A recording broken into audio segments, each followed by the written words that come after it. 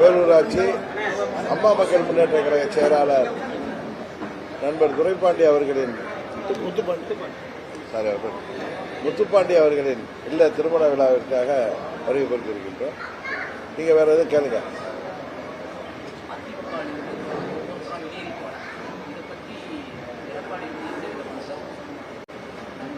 அதை பத்தி நான் என்ன கருத்து சொல்லுறது?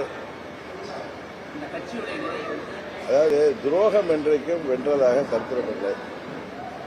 அதே நேரத்தில் அம்மாவின் தொண்டர்கள் அனைவரும் ஒன்றிணைய வேண்டும் என்கிற ஒரே நோக்கத்தோடு நாங்கள் இத்தனை காலம் பொறுமையாக இருந்தோம்.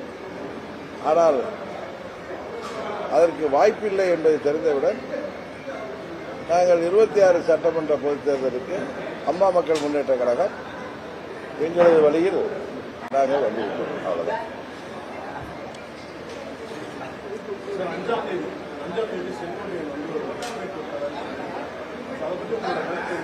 அஞ்சாம் தேதி பொறுத்திருக்கிற அவர் என்ன சொல்றாரு பாப்போம்.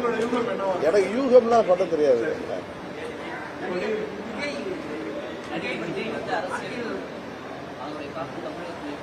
அதான் அன்னைக்கே சொன்ன விஜயகாந்த் அவர்கள் 2006 எப்படி ஒரு தாக்கத்தை உருவாக்கினாரோ அது போன்ற தாக்கம் 26 ஏற்படுவதற்கு வாய்ப்பு இருக்கிறது என்று நான் நினைக்கிறேன். எல்லா கட்சிகளுக்குமே ஒரு திரைப்படத்துறையிலிருந்து திரு விஜயகாந்த் வந்தப்ப எல்லா கட்சிகளையும் பாதித்த போது இந்த முறை எல்லா கட்சிகளுக்கும் பாதிப்பு வரும் தான் நீங்க சொன்னேன்.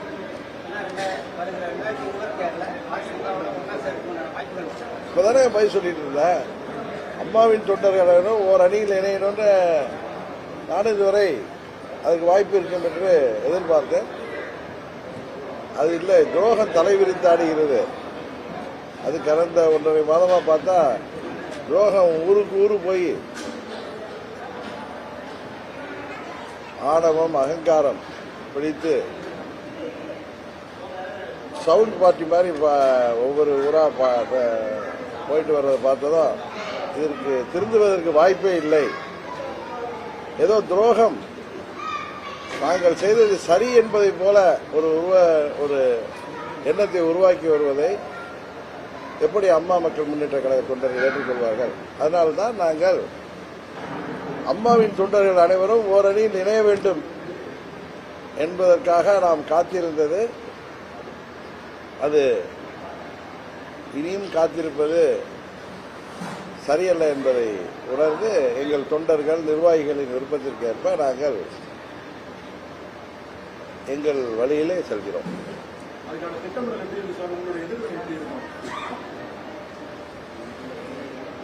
பொறுத்திருந்து பாருங்களேன், டிசம்பர் வரை பொறுத்திருங்களேன். எங்களது நிலைப்பாடு என்ன என்பது உங்களுக்கு தெரிய வரும்.